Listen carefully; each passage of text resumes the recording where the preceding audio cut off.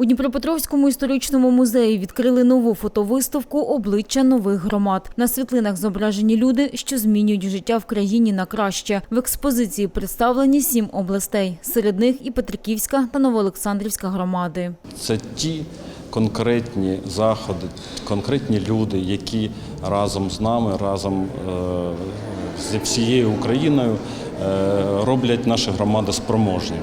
На цій виставці представлені і 2 громади Дніпропетровщини – Петриківська та Новоолександрівська. Виставка для того, щоб показати, хто саме творить зміни в громадах, з якими ми працюємо.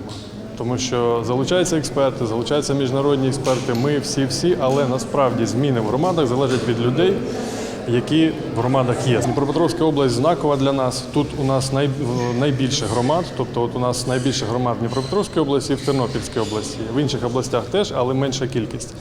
І Дніпропетровщина завжди була тою партнерською областю, в якій найбільше успіхів нам вдалося. Обличчями Петриківської громади стали майстри петриківського розпису та фахівець з кінного спорту. На окремій світлині зображений новозведений будинок для дітей-сиріт. Повсякденна робота, яка корисна для нашої громади, і визначила те, що я попала на цю світлину.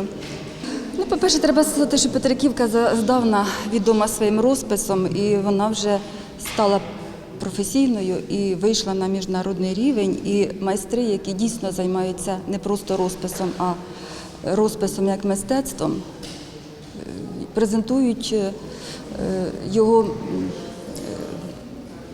представляючи нашу країну за кордоном, створюючи позитивний, хороший імідж нашої держави. Новоолександрівську громаду презентують портрети директорки Волоської школи, господині етносадиби, працівника садово-паркового центру, поліцейських офіцерів, а ще мальовничі пейзажі околиць. Дуже приємно, до речі, стати частиною цих світлин і частиною виставки, оскільки ми безпосередньо приймемо участь в житті громади.